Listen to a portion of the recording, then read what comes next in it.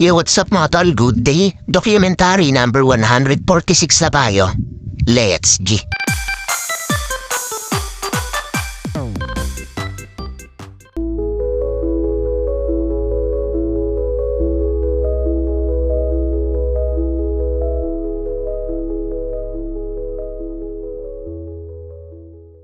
Yan, sa wakas dumating na rin yung parcel na kakailanganin ko sa paggawa ng motor. Ayan yung dalawang bearing pala yan sa harapan ng gulong.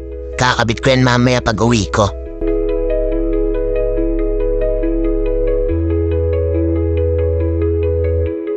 So yan, may bibili lang ako saglit dito sa kabilang kanto. Yan, naglalakad na ako.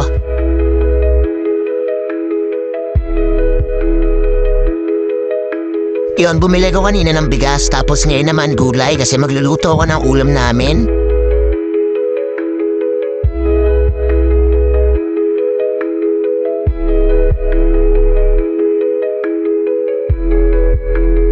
Yan, pusit na nasa lata pala yung isasaog ko dito sa lulutuin kong gulay. So yan mga tol, okay na ang bango at tatakam na agad ako nito. Busog-lusog ba naman sa rekado? Yan no, tara kain na tayo.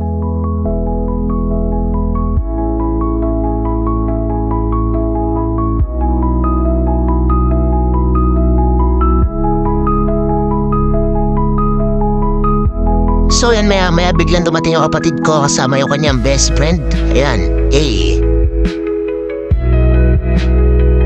So yan mga tol, uwi na ako. Medyo marami-rami kasi akong gagawin sa bahay. Kailangan ko rin makabalik na maaga dito sa store mamaya.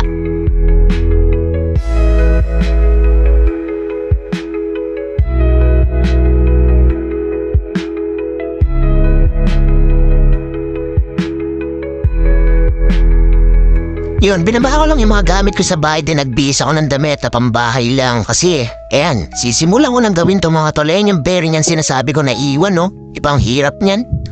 Weldingan ko yung mamaya mga tol, tignan nyo kung paano gagawin ko dyan. Siyempre wala nang paligoy-ligoy pa, binakbakan ko na agad yan.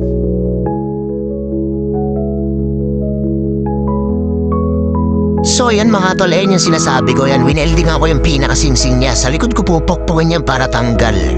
Yan mga tol, saglit ko lang tinanggal kaso hindi ko lang na-videoan kasi puro grasa yung kamay ko. Eto na yung dalawang bearing ready na ikabit to mga tol. Let's go!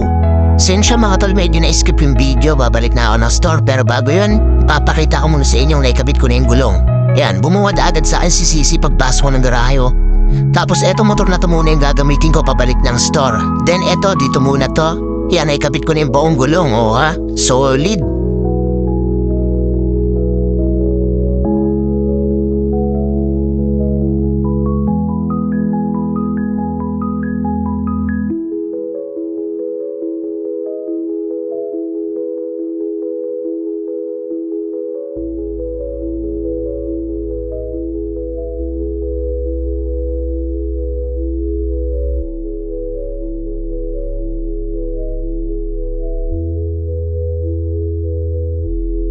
So yan, tinawag ako ni ate dito sa kusina. Ang angas daw kasi ng paggulo na itong mocha pa to.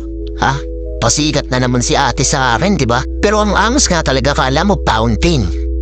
So yan mga tol, kain muna tayo bago mag-close. Yung ulam namin, yung natirang pusit kanina, yan. Tapos yung itlog. Yan. Yun na lang ulit mga tol, maraming salamat palagi at sa itaas. May clean video lang mga tol, wala ganang delivers ngayon. YouTube channel ko mga tol, alam nyo na.